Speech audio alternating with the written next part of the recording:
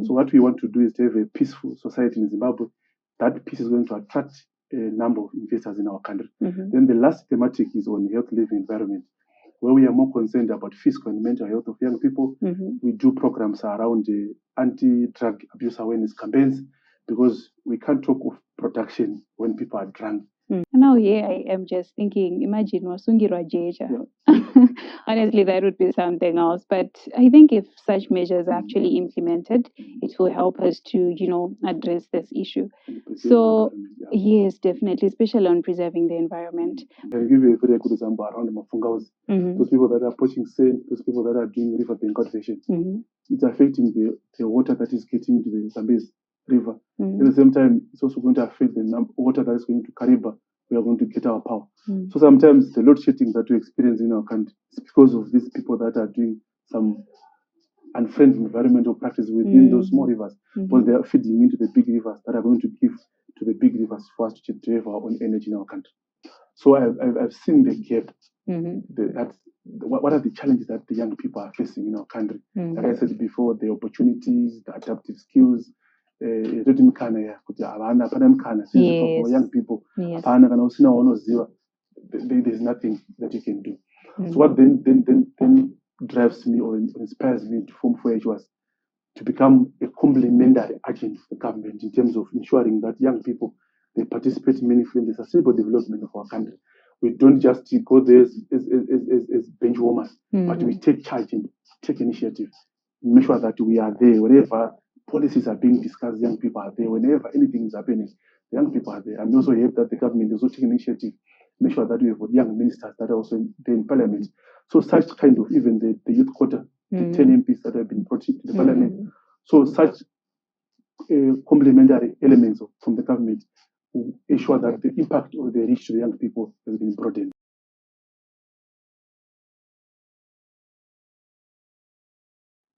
Hello and welcome to yet another session right here on ACN Podcast, where we get to talk about everything and anything that is taking place in the country. And today I have a very interesting guest who is joining us today, and it's none other than Mr. John Muchenje from 4H Zimbabwe. I'm sure most of you know 4H Zimbabwe, but have you ever thought what exactly is 4H Zimbabwe? Mr. John Muchenje, welcome to today's session. Thank you so much. So tell us, Mr. Muchenje, what is 4H Zimbabwe exactly? Okay, thank you so much. 4H Zimbabwe, it's a youth and women-oriented organization whose vision is to see a Zimbabwe where these young people and women take part meaningfully in the sustainable development of our country. So another interesting question that I have, I'm a young person, Mr. Muchenje. Mabasa hakuna, hakutori na mabasa. So whenever I see 4H Zimbabwe popping out anywhere, either on social media, my streets and all that, the only thing that I see is a job opportunity. Tell us more about that. Maybe most youth out there who are listening want to really understand everything about it. Okay, thank you so much. So in terms of, let me explain first in terms of our programming areas. Yes. And how we can then interact with young people. So we have got 3 main pillars of our work. The number one is food security and climate change action, where we are partnering with the Minister of Agriculture, Minister of Environment in building climate change resilience amongst our vulnerable communities. Okay. We are targeting women and youth because they are the most group which is vulnerable in terms of climate change, limited opportunities, and also lack of adaptive skills. Yes. Then the second thematic area is on peace and governance, where we are working with the strictly young people, but we are targeting politically active young people. That is from the 11 main political parties that are in Zimbabwe, where we are promoting the building tolerance amongst those young people in terms of peace building. Because what we want a peaceful electoral process in Zimbabwe. Like you have said that hakuna mabasa ku Zimbabwe, but we can't talk of foreign investors that are coming in a violent community or a violent environment. So what we want to do is to have a peaceful society in Zimbabwe. That peace is going to attract a number of investors in our country. Then the last thematic is on health living environment, where we are more concerned about physical and mental health of young people. We do programs around the anti-drug abuse awareness campaigns, because we can't talk of production when people are drunk. When some people have been abusing drugs, like a sticker, there's nothing meaningful that you can talk with that person. So we want to create awareness on that and trying to build a resilient young people that doesn't do and participate, on any drug abuse and substance in our country. That is very interesting, Mr. Muchenje. So, as you mentioned earlier, you also get to focus on environmental issues. Okay, yeah. That's actually one of the greatest topics that most young people actually don't want to listen to. Well, let's talk about climate change. Let's talk about sustainability. Maybe what exactly motivated you as 4H Zimbabwe to also incorporate that into your operations, the issue of climate change, sustainability? How best can young people take up that initiative of climate change and sustainability? Okay, thank you so much. When you talk of climate change, it's a global issue. It's affecting everything. We can call it a multi or many dimensions. When you talk of health, you can talk of food security, you can talk of everything. Yes. It's centered around climate change. So in terms of our programming, we call it a cross-cutting because it fits everywhere. Whenever we talk about peace, we talk about food, we talk about health, the climate change pops everywhere. Yes. So we decided to rope in it in our programming to make sure that we create awareness, we participate in the mitigation and adaptation measures in partnership with the government, local partners, and other development partners. So the reason why we've also selected to work with young people around that is because young people are very dynamic, they're very innovative, and they're very creative. They're always every day in terms of social media. We can use them to do social media campaigns. They can also participate in terms of being a climate change ambassadors within the communities. So, based on probably the survey that you've been doing, considering that you work with a huge group of young people, you also get to work with women, as you highlighted that these are vulnerable groups.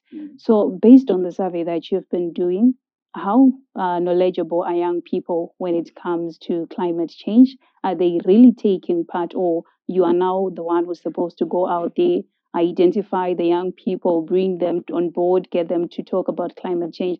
How exactly do you go about that?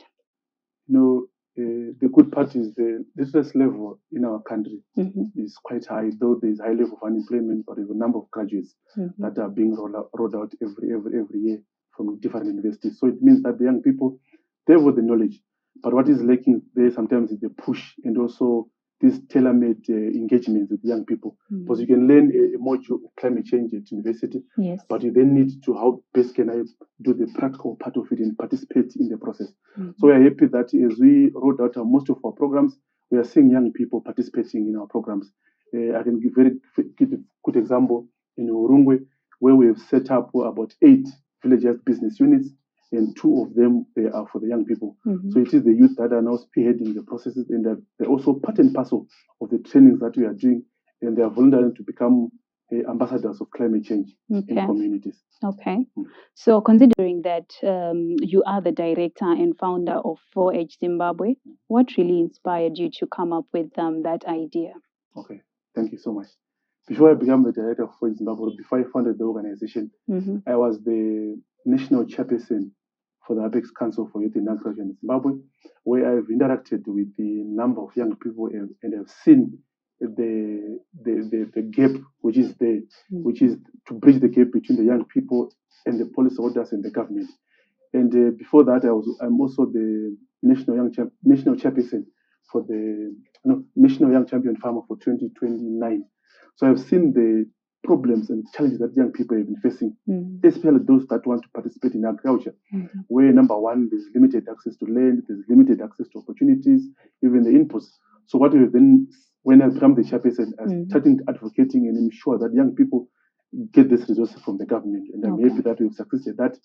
Then the reason why I've also then established 4H now is also to try to broaden the base in terms of the funding, where we are saying let's also explore the external partners, development partners to come and participate and assist in complementing the effort of the government in building a resilient and food secure nation.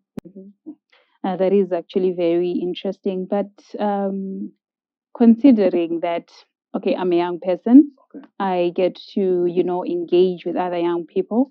But the truth is that if I were to be given 2 options right now, maybe engineering and then agriculture, the truth is I'll definitely go for engineering. Why? Because most people actually have the misconception that that's where the most money is. So maybe for someone who's listening to this or someone who's watching this, someone who really wants to venture into agriculture but does not have the motivation to do that, what would you say to that young person? You know, every day, unless you are fasting, we want food. We're Right. drinking water. There's food every day, everywhere. Yes. So even if you become an engineer, even anyone, I can give a very good example for our president, His Excellency Idi Mnangagwa. He's a champion farmer. So you can see when you are seeing a big man like him pushing agriculture, it means that there's value. So what is very important is to take agriculture not as a hobby or as a secondary thing.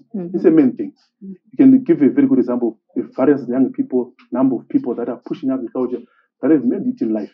So what is important? Don't take farming as a hobby or as a weekend duty. I've seen most of people, like most of our farmers in Zimbabwe, they'll be working somewhere and then they go to the farm over the weekend and they come back. But those people, they don't make money. Yes. But if you are a hands-on farmer that is always there on the farm, I've seen a number of people that are doing great work.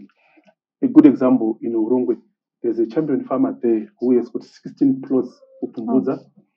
He built a house in Karoi and is building lodges through the produce and the money that he's making from those 16 plots that he's doing. That is very interesting. And to our viewers, as you are watching this, don't forget to follow, like, and subscribe to all our social media platforms. That is on Twitter, YouTube, Facebook, and TikTok. That is ACN Podcast Network. And let's stay tuned together. So, coming back to you, Mr. Muchenje, how do you work with schools, the government, in pushing the initiative so that you make sure that it reaches a wider audience? Okay, thank you so much. I'll start with the government.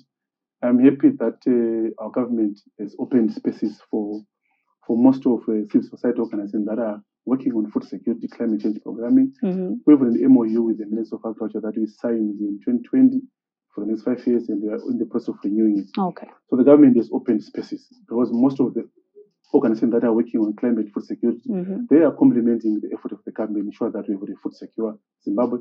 So we are number one in terms of working with the government. We are working with the agri-tax officers, because these agri officers, they stay with the farmers every day in the communities. So we are providing ICT gadgets, like for example tablets, for them to be able to collect data and also use technology in enhancing their productivity and also information sharing with the farmers.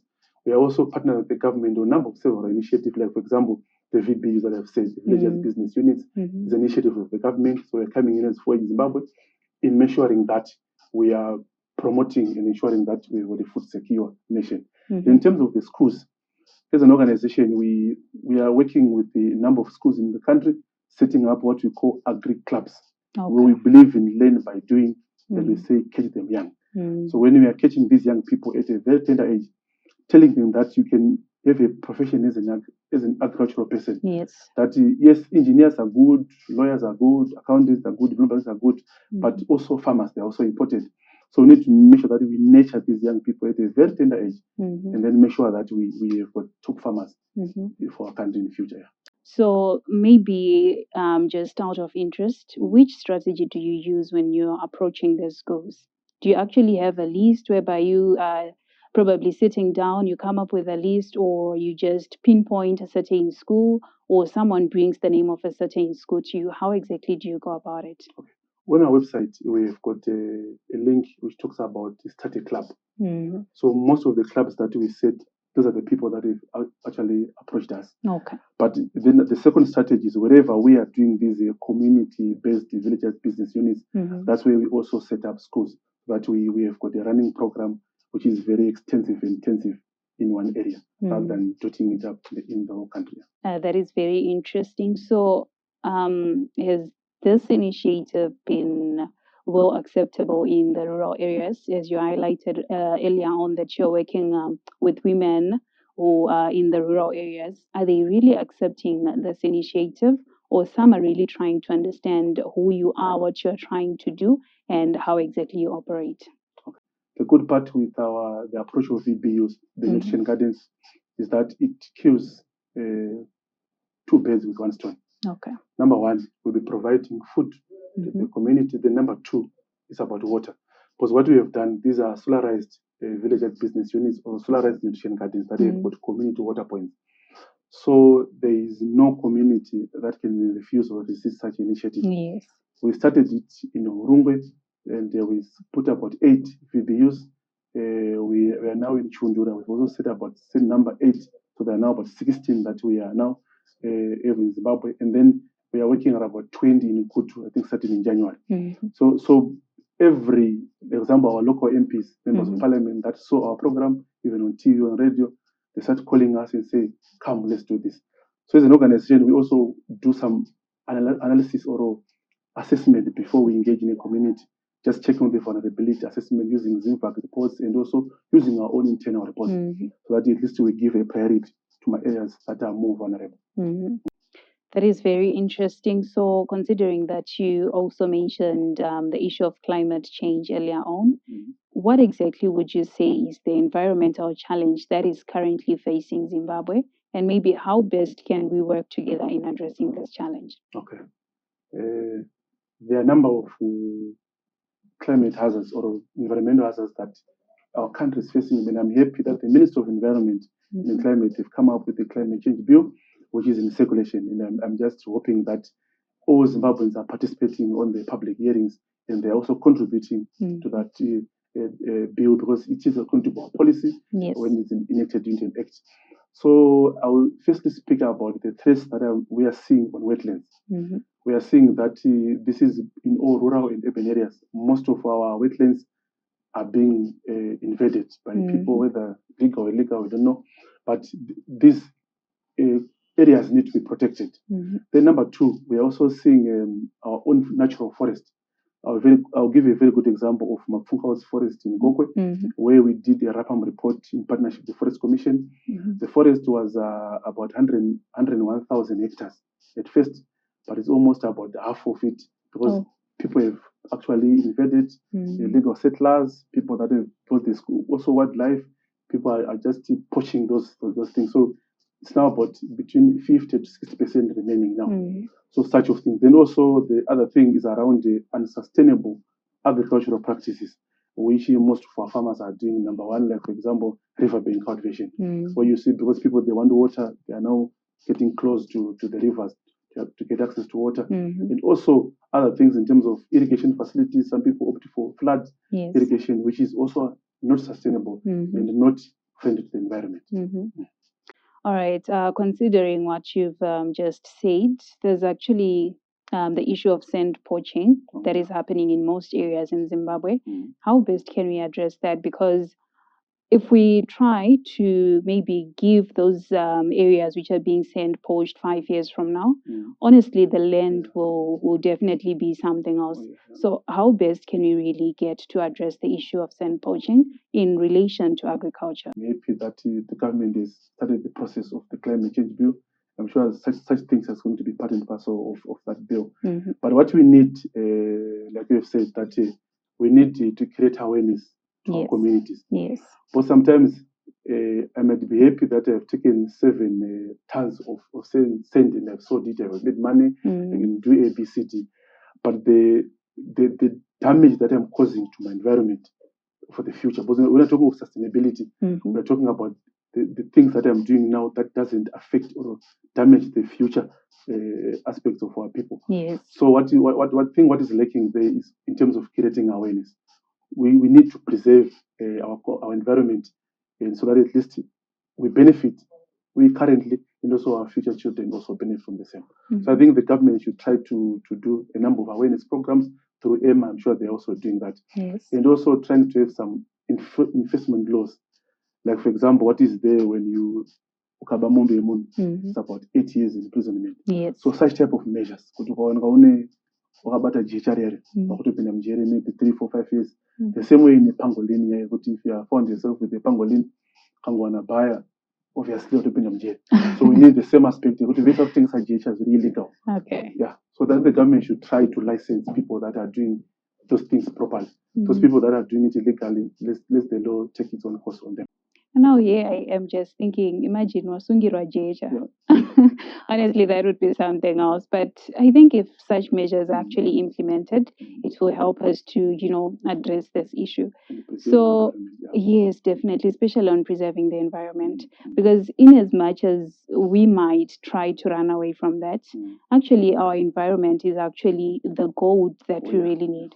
So I think on that issue, it should be taken seriously, and the quicker it is addressed, I think the better. I can give you a very good example around Mafungaus. Those people that are poaching sand, those people that are doing riverbank cultivation, it's affecting the water that is getting into the Zambezi River. At the same time, it's also going to affect the water that is going to Kariba.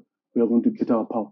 So sometimes the load shedding that we experience in our country is because of these people that are doing some unfriendly environmental practices within those small rivers, because they are feeding into the big rivers that are going to give to the big rivers for us to have our own energy in our country. Oh, that is very interesting and insightful.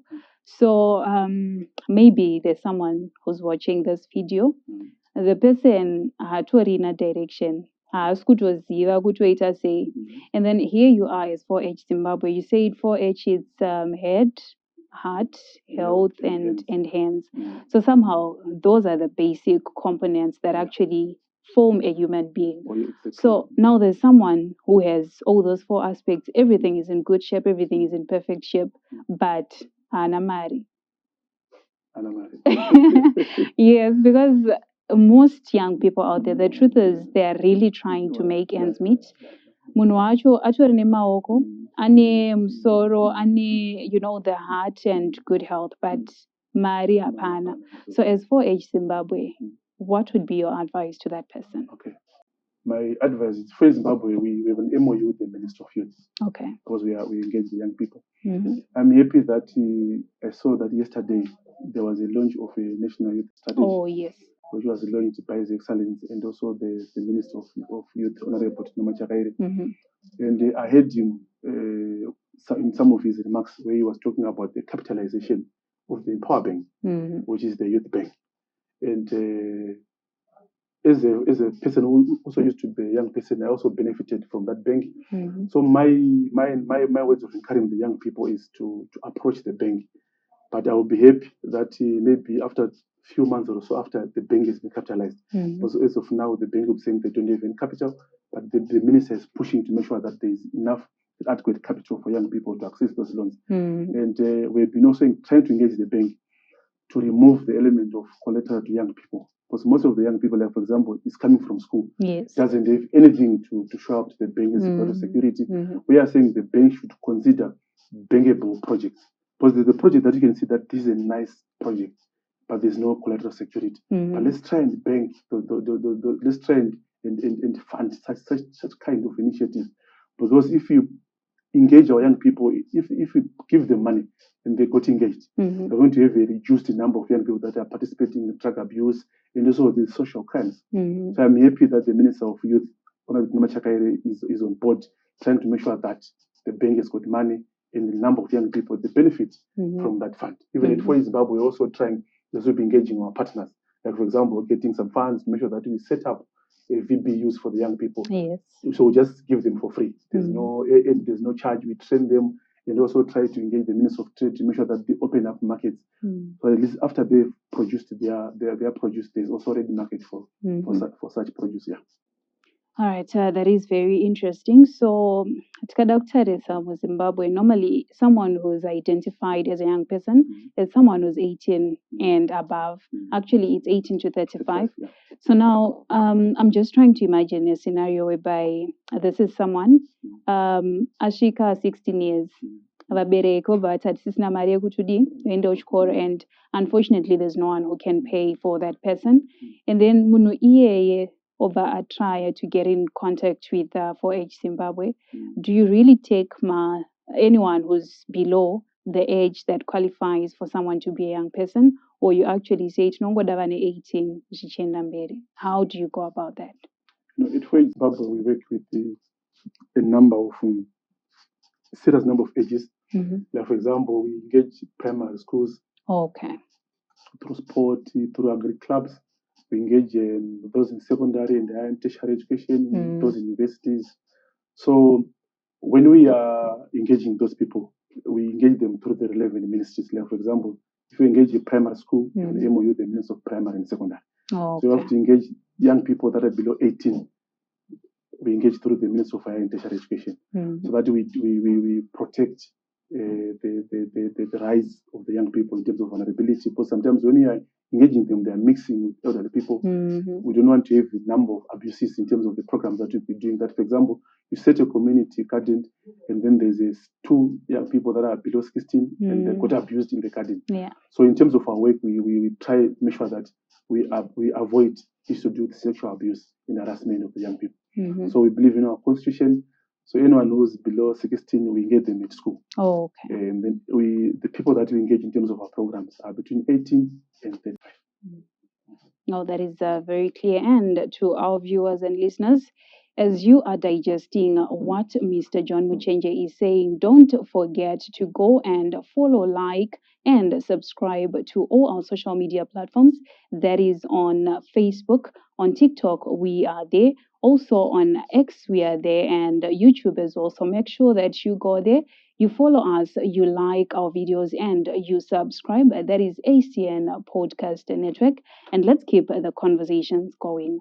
Mr. Muchenje, coming back to you again. Tine, public sector, we have private sectors as well. Maybe they also want to come through and to collaborate with you in this great initiative that you are doing. How best can they come through? Okay. Our door is very open for collaborations and for engagement, because we believe that you can't do everything alone. So in order for us to have a greater impact in terms of our work, we partner with several private organizations. Like, for example, I can give the Empower Bill that we've been talking about. We've been doing some trainings for basic financial management with the young people in the communities. And then we've got a number of other private sectors, like, for example, CITCO, have been coming on board in terms of capacitating the young people in terms of seed production, seed preservation, and also seed banks. So as an organization, we are okay to engage with the private sector that can also come on board to work with us. Even the public sector, we are open for that. But what we need to do is to make sure that we have got a developed Zimbabwe, so we can develop we can develop Zimbabwe alone as well. Everyone need to be there and join our hands together. That is actually very interesting.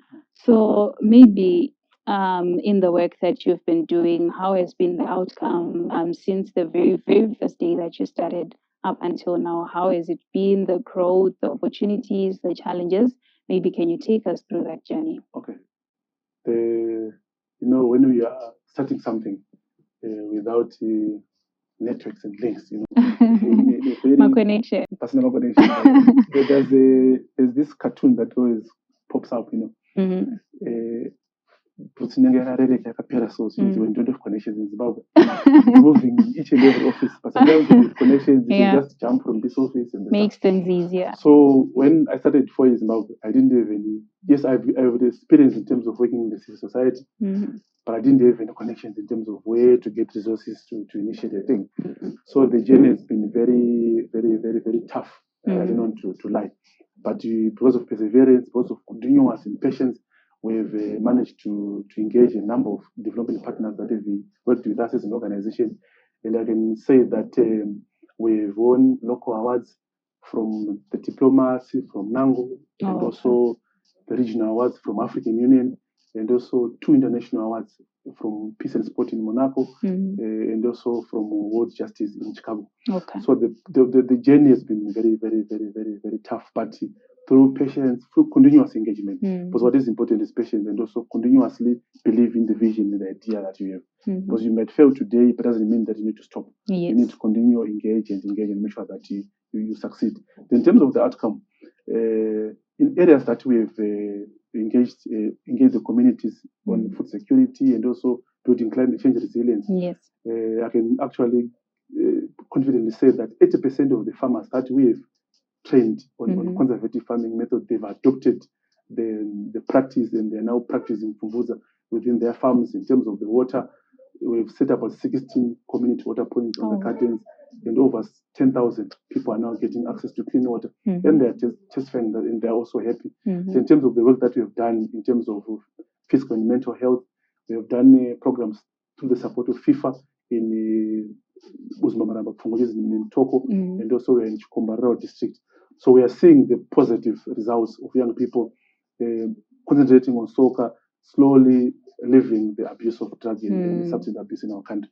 So we are seeing that there's percentage reduction in terms of number of young people that are using drugs, not because of 4H alone, but because of a number of stakeholders that are also coming on board. Was ZRP, we have the Minister of Public, and also the Minister of Youth that are also coming on board, and other local organizations to make sure that we've got a drug-free society now. So you mentioned earlier on when you were talking about the awards that you've received. I heard you mention some foreign countries. How best do you work with foreign countries? Is 4H Zimbabwe something that is only in Zimbabwe, or there are also, other branches outside Zimbabwe that you also work with? Okay. For Zimbabwe, 4H, it's a global network. Okay. For a number of 4Hs in different countries. Okay. We've got 4H Zimbabwe, 4H South Africa, 4H Zambia, 4H Malawi.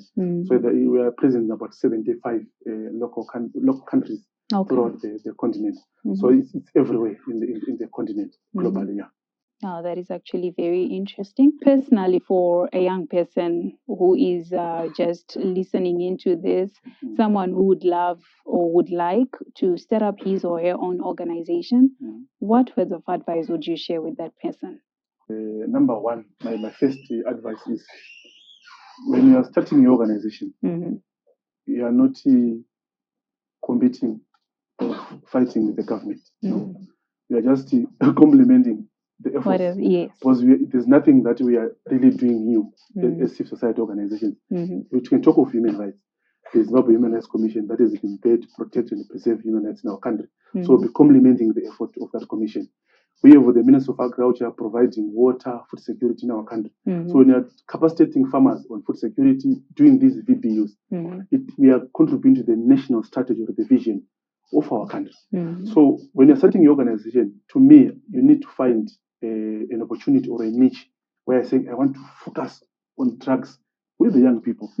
So there is a need, you will find a gap. So they need to say, how best can I contribute to the national strategy of our own country? Looking at maybe Vision 2030 or any strategy that is the agricultural recovery plan, any vision that is there from various parent ministries. Then you contribute to that. And then you start working, also getting some few capacity building on how to develop a proposal, and then you start working on the proposal writing.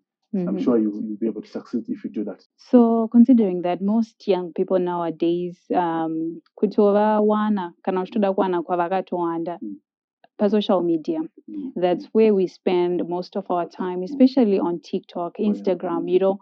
How best now can we use those tools to further drive climate change resilience? Because honestly, if we don't do that, it becomes a total disaster. So how best can we really do that? I'm happy that we are doing a program on climate, which is going to be shared on social media, which is good, which is we are creating awareness with such programs. Then number two, we also need to work with those social media influencers. I think there are a number of people that are now in Zimbabwe. Yes. I've seen comic pastor. There's comic elder. Comic elder.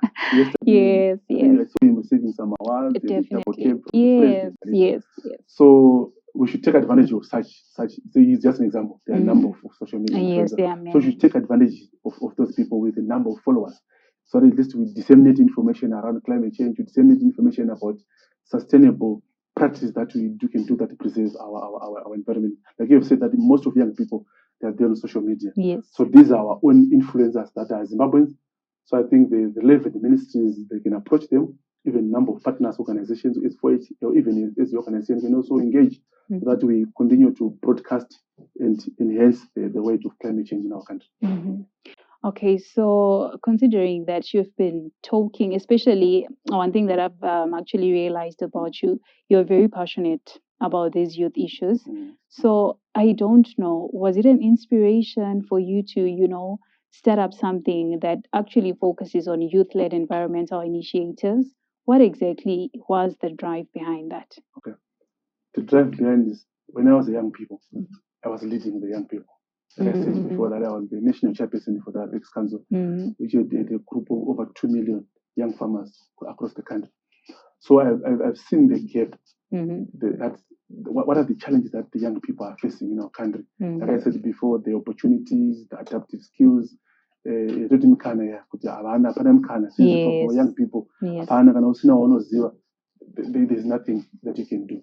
So what then drives me or inspires me to form 4H was to become a complementary agent of the government in terms of ensuring that young people they participate meaningfully in the sustainable development of our country. We don't just go there as bench warmers, but we take charge and take initiative, make sure that we are there wherever policies are being discussed. Young people are there. Whenever anything is happening, young people are there. And also hope that the government is also taking initiative, make sure that we have young ministers that are also there in parliament. So such kind of even the youth quota, the 10 MPs that have been brought into the parliament. So such complementary elements from the government will ensure that the impact or the reach to the young people has been broadened. So maybe just out of interest, I understand 4H actually targets youth and women. How about men? What we do, like for example, I can give you a very good example in terms of our gardens. 80% of our membership, they are women. Then we say 20% men. Oh, okay. Because if you check, 70% of people that are participating in agriculture in Zimbabwe, they are women. Because most of the women that are in the rural areas, they'll be doing these chores, and then men will be at work. So you see that my father will be working here in Harare, and my mom is in the rural areas in Chirumanzu. So when it comes to do food security agriculture, it is my mom who was doing that. That's why we are saying let's target these women, because these are the food providers. They're the people that are actively participating in agriculture in our country at communal level. Then you see them at a bigger commercial level, but we are targeting communal small-scale farmers because of their vulnerability, because of the lack adaptive skills and the lack resources. That's why we then come in for Zimbabwe, setting up VPUs for them, and then this is water, this is flame, this is drip irrigation, this is for you just to use to make sure that you enhance your food security with access to water close within your proximity. Now, that is very interesting. So, there's obviously a young person out there who's listening. There's obviously women out there who are listening. They want to take part in these initiatives. They want to assist 4H Zimbabwe so that I'm sure you have your aims, you have your goals. They want to help you achieve those goals in as much as they might be behind the scenes, but they really don't know where to start. What advice would you give to them? It's like those young people that have access to social media. We are available on social media, Facebook, TikTok, LinkedIn, and also on website. You can also be part of our organization and also share the work that we are doing as an organization. But whenever we engage in communities, we actually call upon we do free trainings. So actually call upon people within the community to come and participate. Currently we are operating in Urungwe's constituency, in Vungwara DC, and also in Chundura, that is under Vungwara DC. And we are going to Kutu, that is under Masvingo. So our target is to make sure that we are present in all the 10 provinces in our country. Now, that is actually very interesting. And one thing that I noticed is that in as much as social media is the drive for us to really get to see those projects that you are doing, there's just someone who's out there who doesn't have social media, but the person is very, very active when it comes to agriculture. How do you get to those people? Okay. Like I said before, our work on agriculture, we have an MOU with the Minister of Lands, Agriculture, Water Affairs and Rural Development, complementing the efforts of the government, contributing to the national strategy of the government. So what we do, we work with the provincial structures of the agriculture officers, these ward-based agriculture officers. So most of our programs, when we are doing them, we're engaging these local agriculture officers, provincial agriculture officers, to work with them in terms of to reach the farmers. So my plea to the farmers is let's participate in the programs that the government is bringing to us. Let's also participate in the programs that 4H is also bringing to you within your communities. Because we are there to create awareness, to educate and capacitate our communal farmers in terms of conservative farming, to make sure that we are doing farming which is friendly to our environment. Thank you so much, Mr. Muchenje. To the viewers and listeners who were with us for this session, that was Mr. John Muchenje from 4H Zimbabwe. And I do hope Makwanisa Kwana all the information that you need. In case you want to understand more, do follow us on our social media platforms. That is ACN Podcast Network. Also follow them on their social media platforms. Just type 4H Zimbabwe. They'll definitely pop up and you will get all the information that you need. So, from ACN Podcast Network, we do hope that you enjoyed this conversation. We do hope that you managed to pick something that you definitely used to change your life. So, until we meet again next time, stay safe and always make sure that you do tune in and we get to keep the conversations rolling. Stay safe always.